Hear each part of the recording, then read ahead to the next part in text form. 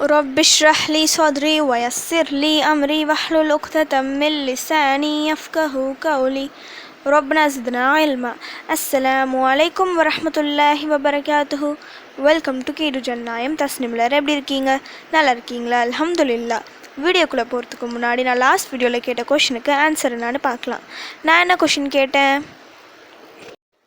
முதல் முஅத்தின் யார்? இதுக்கான ஆன்சர் பிலால் ரலியல்லாஹு அன்ஹு அவர்கள்.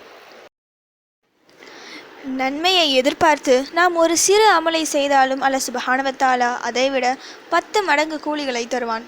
நாம் செய்யும் சிறு அமலை கூட அல்லாஹ் வீணாக்க மாட்டான்.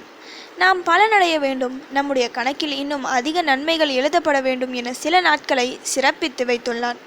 அந்த நாட்களில் நாம் செய்யும் ஒவ்வொரு அமலுக்கும் வழக்கமாக கிடைக்கும் கூலிகளை விட எண்ணிலடங்கா கூலிகள் கிடைக்கும்.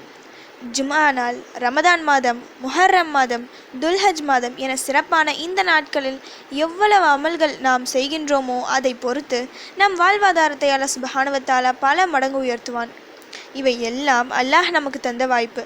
இதை நாம் சரியாக பயன்படுத்தி கொண்டால் நம்முடைய பல கஷ்டங்கள் தீரும்.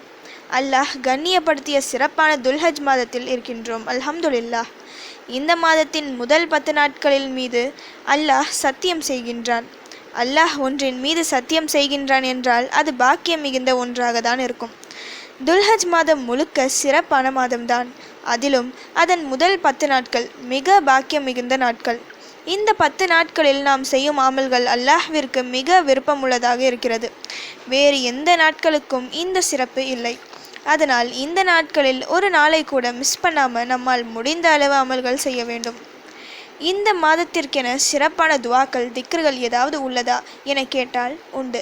நபி ஸல்லல்லாஹு அலைஹி வஸல்லம் அவர்கள் இதற்காக ஸ்பெஷலான திக்ர்களை கற்றுத்தந்துள்ளார்கள். அவை தஸ்பீஹ், அதாவது சுப்ஹானல்லாஹ், தஹ்மீத், அல்ஹம்துலில்லாஹ், தஹ்லீல், லா இலாஹ இல்லல்லாஹ், தக்பீர், அல்லாஹு அக்பர். இந்த 4 திக்ர்களை அதிகம் ஓதுமாறு கூறியுள்ளார்கள். சுப்ஹானல்லாஹ், அல்ஹம்துலில்லாஹ், லா இலாஹ இல்லல்லாஹ், அல்லாஹு அக்பர். இந்த 4ம் நாம் அனைவருக்கும் தெரிந்த திக்ர்கள் தான். ஆனால் திக்ர்களிலேயே நம்பர் 1 திக்ர்கள் இவை.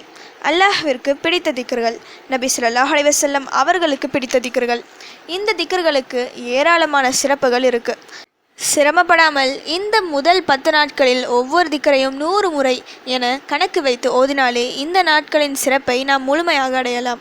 சுப்ஹானல்லாஹ், அல்ஹம்துலில்லாஹ், லா இலாஹ இல்லல்லாஹ், அல்லாஹு அக்பர் என தனித்தனியாகவும் ஓதலாம். அப்படி இல்லைனா சுப்ஹானல்லாஹி வல்ஹம்துலில்லாஹி வலா இலாஹ இல்லல்லாஹு வல்லாஹு அக்பர் எனவும் ஓதலாம். இதை ஓத உது தேவையில்லை. மாதவிடாய் நேரத்திலும் ஓதலாம். அல்லாஹ்விற்கு பிடித்த இந்த திக்ர்களை இந்த 10 நாட்களில் அதிகம் ஓதுங்க. இந்த கஷ்டம், இந்த பிரச்சனை என எதுவும் நீங்கள் கேட்கவே தேவையில்லை. எல்லாவற்றையும் அவன் பார்த்து கொள்வான். உங்கள் மொத்த கஷ்டமும் இந்த 10 நாட்களில் தீரும் இன்ஷா அல்லாஹ். ஓகே, இப்போ ஃபைனலி கொஷின் டைம்.